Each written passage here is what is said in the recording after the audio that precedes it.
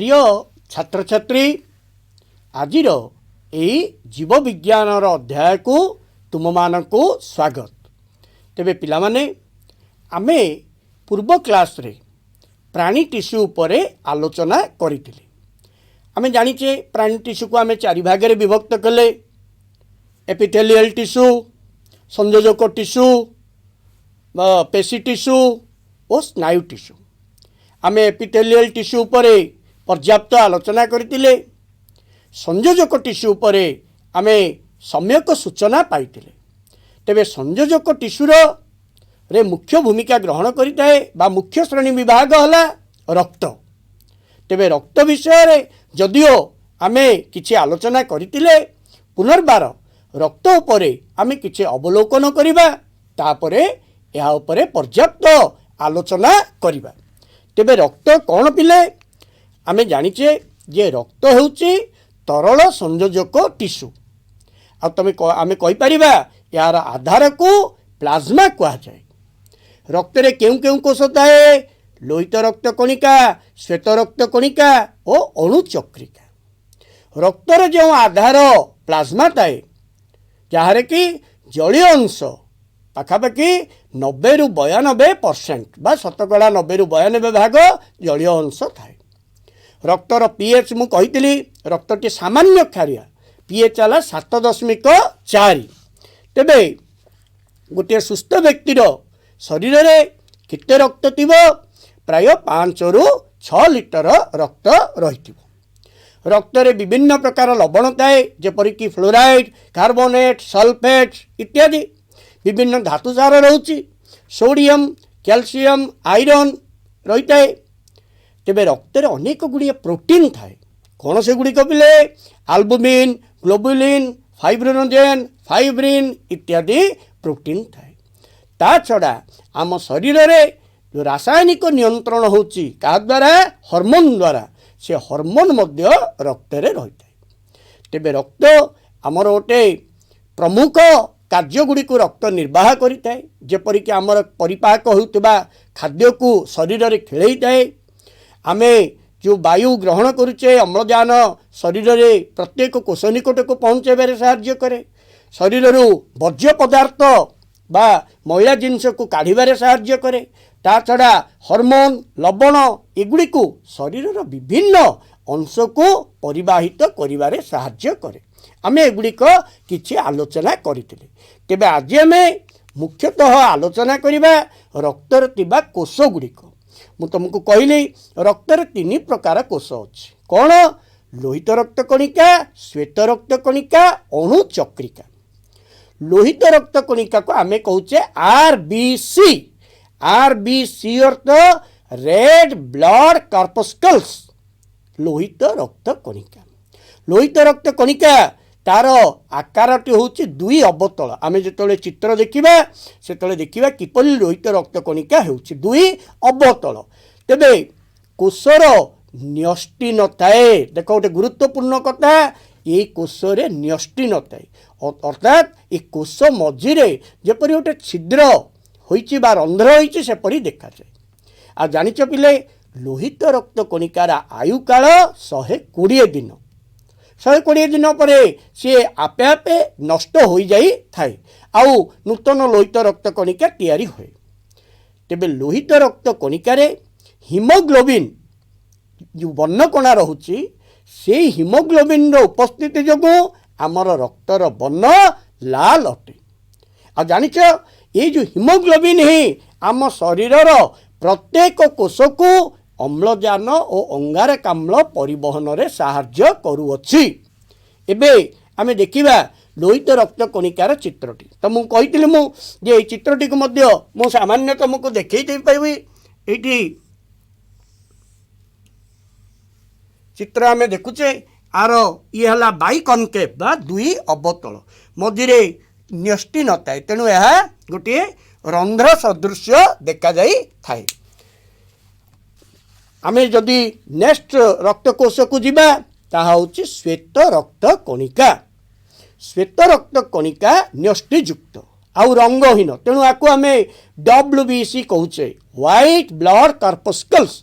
Are रंग ना लोहित रक्त कणिकार जेहेतु हिमोग्लोबिन अच्छी तेणु रक्तर वर्ण लाल होता है किंतु ये श्वेत रक्त कणिका न्यष्टियुक्त अर्थ ये न्यष्टि उपस्थिति रही एवं यह रंगहीन ये कौन कलर न देखा जाए ना आ जाच बिले आर आकार किसी निर्दिष्ट आकार नहीं आर आयु काल हूँ 3 दिन ओनली 3 days 3 दिन पर यह आपे आपे नष्ट हो तेरे श्वेत रक्त कणिका को मुख्यतः आम 2 भागे विभक्त करें गोटे है ग्रान्युलोसाइट आउटे है आग्रान्युलोसाइट ग्रान्युलोसाइट आउटे आग्रान्युलोसाइट ग्रान्युलोसाइट को पुनर्बार 3 भागे विभक्त करा जाई अछि न्यूट्रोफिल इओसिनोफिल आउ बासोफिल एपरी 3 भागे विभक्त करा जाइछि सेपरी आग्रान्युलोसाइट को आमे लिम्फोसाइट आउ मोनोसाइट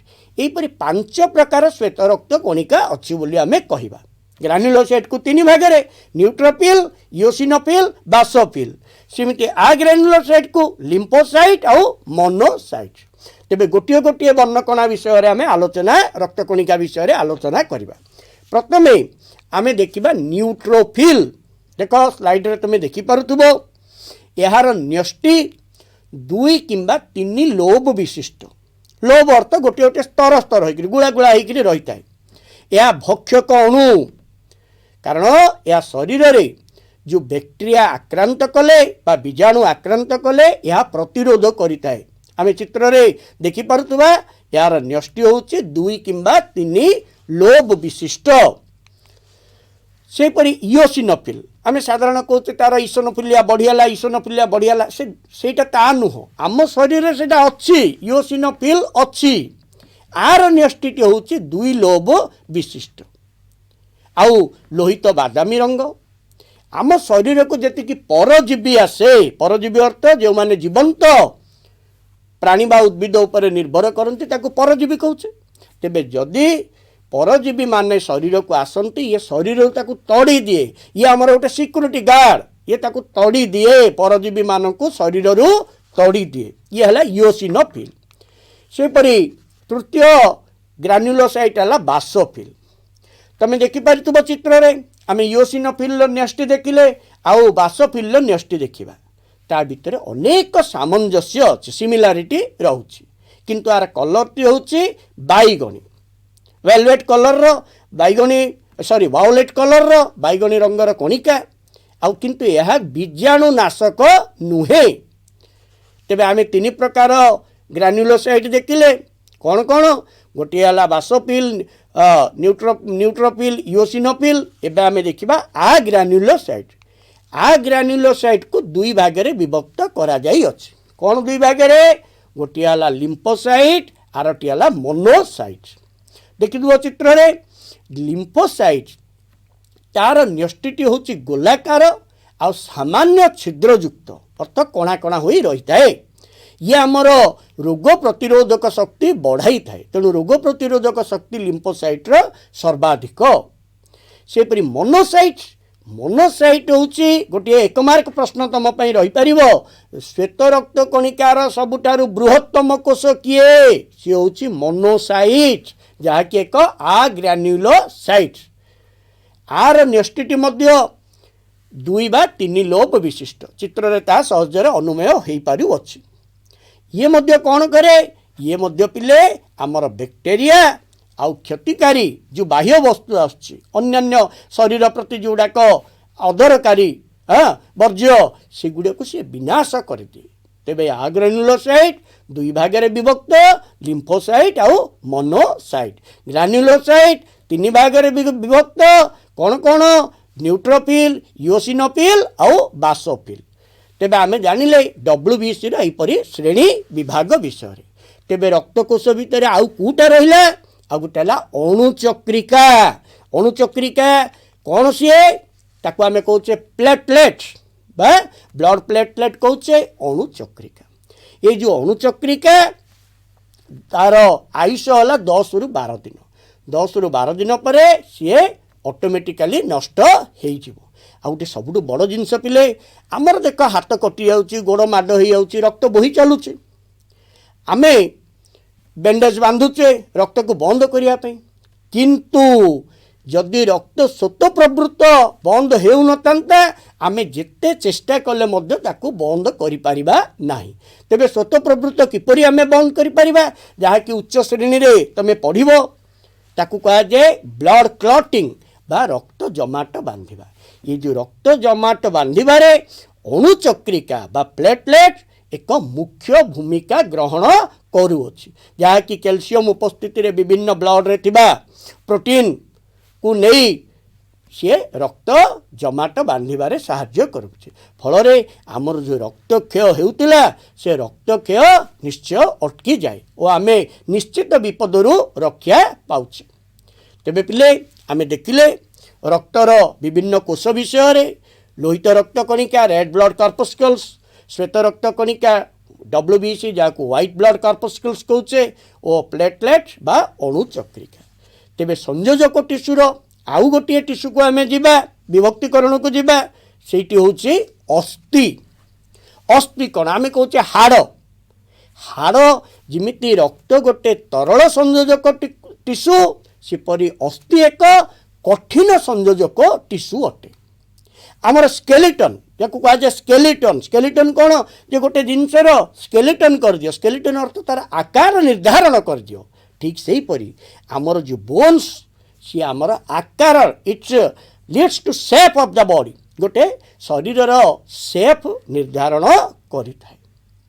तेबे ये जो अस्थि सह खाली तो हाड़ रहीगले हेबनी हाड़ सह पेशी जेतबेले संयोग हुए मनीष शरीर चलन संभव होता है। आमे हाथ गोड़ हलई पारू आमे आगु को मारी पारू आमे चली पारू नहीं पारू खेली पारू एगुड़ाक संभव होउछि किपरि आमर अंग प्रत्यंग हाथ गोड़ एगुड़िक चलवा द्वारा। तेबे विभिन्न अंग प्रत्यंग चलवा अस्थि सह पेशीर निहाती संयोग हवा आवश्यक। तमे जानिच पिले अस्थि मध्य अनेक कोष को नहीं गठित। कौन से कोष? अस्थि होछि कोष को अस्थि कोष कह जाए किंतु आम मन रखा एगुड़िक ऑस्टियोसाइट जार चित्र तुमको दर्शा जाइए। ऑस्टियोसाइट गोटे तारा भलिया हुई चित्र अच्छी तार किसी शाखायित तंतु बाहरी सेटा है ऑस्टियोसाइट। आ तार जो मैट्रिक्स बा आधार कुतरे तैयारी कैल्शियम और फॉस्फोरस रे तैयारी। तेणु साधारण भाव कहुचे अस्थि जदि असुविधा है गोड़ हाथ भांगीगला हाड़ क्रैक है बा रप्चर है तेबे आमे कैल्शियम टैबलेट खाऊचे कैल्शियम फॉस्फोरस एगुड़ा टैबलेट खाऊचे। कारण कौन जे हाड़ बा बोन रो मैट्रिक्सटा होचे कैल्शियम आउ फॉस्फोरस रे गठित।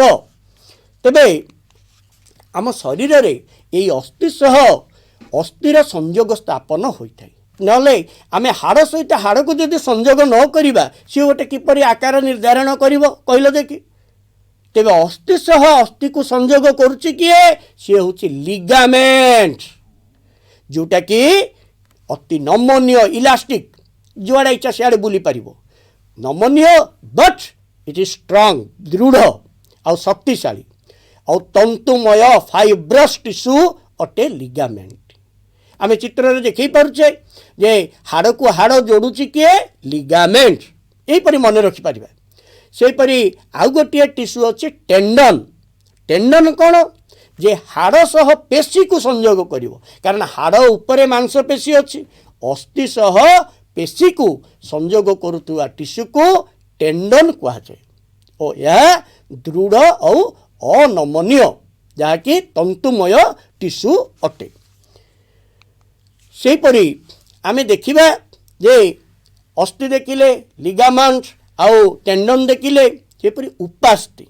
उपास्थि जहाँ को आम कह कार्टिलेज मुझे देखुचे तुम चित्र देखुथ मो नाक आम नाकटा को इे सियाड़े बुले पार्चे आम कानटा को मोड़ी पार्चे कहीं कारण यहीटा उपास्थि द्वारा गठित उपास्थि कोष गुड़िक द्वारा गठित जहाँ को आम कहे कोंड्रोसाइट देख मु कान मोड़ुची नाक बुलाऊँची यहीपरी करुच्ची यहाँ कौन यहाँ कहुए कोंड्रोसाइट से उपास्थि कोष गुड़िक कोंड्रोसाइट एगुड़ाक उपस्थि गठित हो कार्टिलेज आम कहीपर तरुणास्थि आर मैट्रिक्स बा आर आधार प्रोटीन आउ शर्करा रे गठित। तो मुझे कहली कौटी रोचे नाक आउ बहिकर्ण रे देखा जाउछि जार चित्र आमे देखैछे स्लाइड रे। तेबे आउ किछि मध्य संयोजक टिश्यू अछि जहाँकि आमे किछि किछि जानितिले वर्तमान जानिबा कोन एरियोलार कनेक्टिव टिश्यू। एरियोलार कनेक्टिव टिश्यू कौन रक्तवाही नली और अस्थिमज्जा किंबा स्नायु आर चतुर्दिगरे जो टिश्यू रोचे संयोजक टिश्यू ताको कहचे एरियोलार कनेक्टिव टिश्यू जार चित्र मध्य आमे स्लाइड रे दर्शेइछे। सेपरि एडिपोस टिश्यू देख पिले मु तुमको कही पूर्वर जे विभिन्न आमर ये जो चर्म तले चर्बी रही है जहाँफल आम शरीर उषुम रही है। वयस्क व्यक्ति माने शीत दिन मानक से प्रबल ठंडा हुए कहीं जानिच से चर्म तले चर्बी सरी जाए फल बाहर ठंडा शरीर में प्रवेश करे। तेबे ये जो चर्म तले ये चर्बी बा रोचे बा स्नेहसार दाना भरपूर होकर रोचे जहाँकि एडिपोस टिश्यू बोली कहुए। आकु आमे कहि परिबा ये गोटे ताप प्रतिरोधक बा हिट प्रूफ बोली आमे कहि परिबा। तेबे आमे एबे जिबा आउ एक टिश्यू जहाँ को कहबा आमे पेशी टिश्यू। आमे प्रथम आलोचना करतिले एपिथेलियल टिश्यू संयोजक टिश्यू एबे आमे आसीबा पेशी टिश्यू को। पेशी टिश्यू मांसपेशी जहाँ को कहा जाए ये संकोचन और प्रसारणशील चाकू जुआड़े मोड़वा आमे आमे मांसपेशी को मोड़ुचे ये संकोचन प्रसारण हो पार। मुख्यतः हाड़ उपर पेशी तिले ही अंग चालना हो पार। तेबे पेशी केते प्रकार तीन प्रकार पेशी कोष अच्छी कौन कौन रेखित पेशी अरेखित पेशी आउ हृद पेशी तीन प्रकार पेशी अच्छी आमे गोटे गोटे करी आलोचना करिबा। रेखित पेशी क्या कहूँ रेखित रेखित अर्थ गारा पड़ू तेबे आम शरीर रे अनेक कार्य आम इच्छा आमे करूँ इच्छा आमे करि पारू। हाथ गोड़ हलई था आम इच्छा अनुसार आम डेई पारू तो हाथ गोड़ हलई था आम आंगुठी फुटाऊ था ये सब निज इच्छा अनुसार करुचे। आम इच्छा आम जीभ को हलऊ आम पाटी आम खाद्य को पाटी रे एपट सेपट करूँ तेबे युड़ाक आम इच्छा अनुसार हो तेणु ताकू आम ऐच्छिक पेशी बोली कहबा इच्छा अनुसार करें बोली ऐच्छिक पेशी आउ ये जो ऐच्छिक पेशी रे ही रेखित पेशी थाए। तेबे यही पेशीर कोष गुड़िक आम चित्र देखला बेले आलोचना करिबा। ये पेशीर कोष गुड़िक सिलिंडर आकृतिर जहाँकि शाखा विहीन से कौन ब्रांच बाहरी नथिबो आउ अनेक न्यष्टियुक्त बहु नेष्टीय से कला और फिका बैंड अनुरूप भावे रही थाए। मु तुमको चित्र देखैबी जहाँकि मायोफाइब्रिल प्रोटीन रे गठित होइछि। देख ये देखुच रेखित पेशी रे किपरि गारा गारा पड़िकी अच्छी न्यष्टि कला बैंड धला बैंड अच्छी मु ताकु मध्य ब्लैक बोर्ड रे किछि अंकन करुछि। तमे देख ये सिंपल तमे बुझिबा पई एटा गोटे रेखित पेशी जदि हबो ये कला धला बैंड पड़ी कला धला यहाँ गोटे कला बैंड धला बैंड यहीपरी यहाँ रेखित पेशी कला धला बैंड अच्छी ये कला बैंड ये धला बैंड ये जो कला धला बैंड एगुड़िक साधारण भावे मायोफाइब्रिल तैयारी होइछि। तेणु जेहेतु गार पड़ा पड़ी अच्छी तेणु आपको आम कहे रेखित पेशी। आम जा अरेखित पेशी को अरेखित पेशी गुड़िक आम इच्छा अनुसार आ संकोचन प्रसारण हब नाही। आम शरीर भितर खाद्य नली अच्छी सी संकोचन प्रसारण हम से आम इच्छा उपर निर्भर नाही। जरायु जोटा यूट्रस कह जाए आमर स्वच्छ पटल एगुड़िक आम इच्छा अनुसार हुए नाही। तेणु ताकू कहा जाए अनैच्छिक पेशी इनवॉलंटरी मसल्स बा अनैच्छिक पेशी। आम तार चित्र देखा से पेशी रे जो कोष गुड़िक अच्छी से गुड़िक लंबा दुई प्रांत सरू हो प्रत्येक कोष गोटे न्यष्टि विशिष्ट। रेखित पेशी होची अनेक न्यष्टि विशिष्ट एटा किंतु गोटे न्यष्टि विशिष्ट। एतिरे कौनसी कला धला बैंड नताए देख आम चित्र देखुचे ये कला धला बैंड नाई ये आमर यहाँ अरेखित पेशी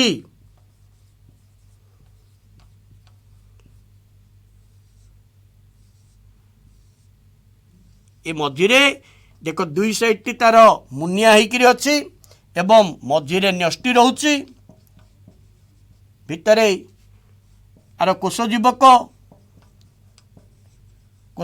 रोचे जहाँ सार्कोप्लाज्म बोली मध्य तुम कहीपर हाँ मायोफाइब्रिल रपरी गार जो पड़ी मायोफाइब्रिल हाँ मझिरे न्यष्टि रोचे यहाँ अरेखित पेशी अटे। ठीक सेहीपरि आमे आगेवा हृदपेशी को कार्य दृष्टि हृदपेशीटी तुमर अरेखित पेशी सदृश किंतु गठन दृष्टि रेखित पेशी भली आमे चित्र कला बेले आलोचना करिबा।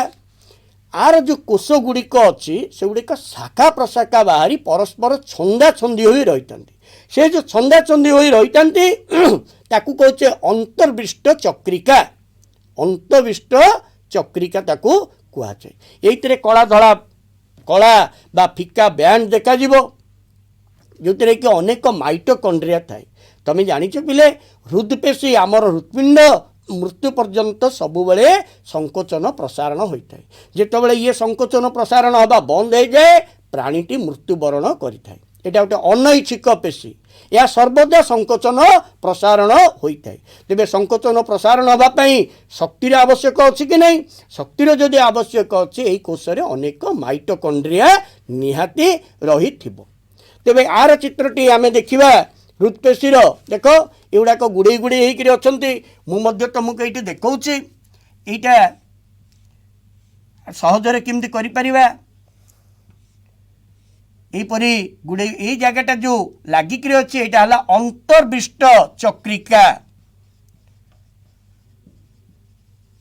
आउ ये कला धला बैंड आगुरी आम आलोचना करते ठीक से परी ये कला धला बैंड मध्य रहुचे किंतु शाखा गुड़िक परस्पर यहीपरि संयुक्त होकर रही है ये गुड़ाक गुड़े रही है युवा कहुए अंतर्विष्ट चक्रिका आउ सर्वदा ये कौन संकोचन प्रसारणशील यहाँ आमर हृदपेशी तेबे आमे देखिले पेशीकोश तीन प्रकार पेशी गोटे रेखित अरेखित और हृदपेशी एवं आमे जीवा स्नायु टिश्यू आमे प्राणी टिश्यूर चतुर्थ स्तर में पहुँचीचे स्नायु टिश्यू स्नायु ये उद्दीपना ग्रहण करने सह स्नायविक आवेग परिवहन करिथाए आमर मनीष शरीर में तीन प्रकार स्नायु संस्थान अच्छी केंद्रीय प्रांतीय और सीएनएस सेंट्रल नर्वस सिस्टम केंद्रीय स्नायुतंत्र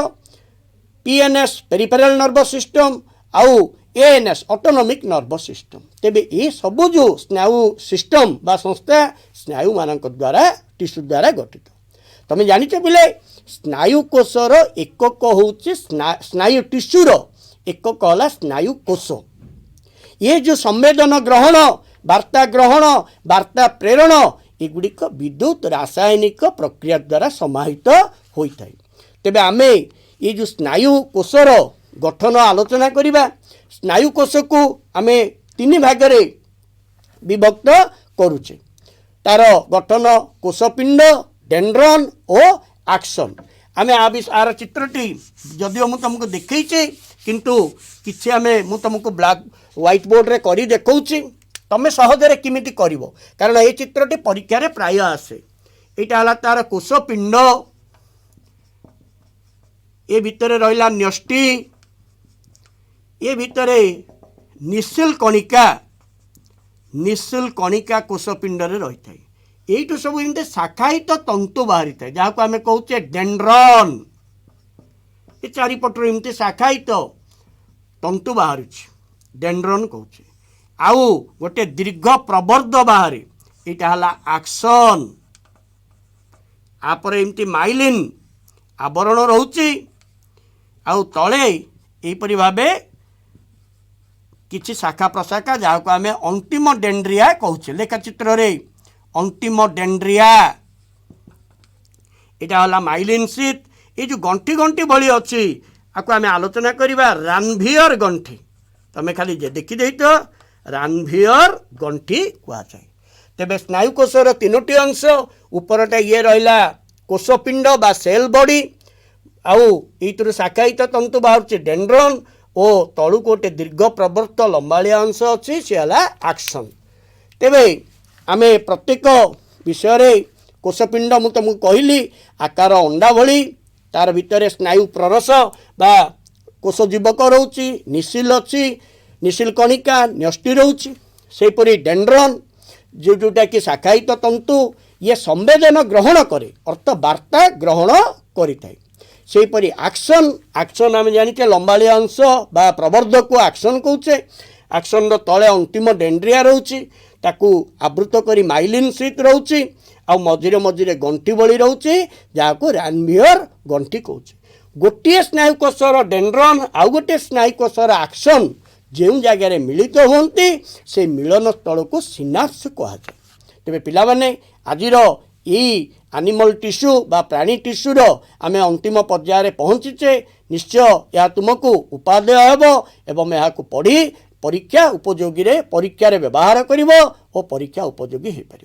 तेणु आज एतिरे आम एनिमल टिश्यू शेष करुचे। धन्यवाद।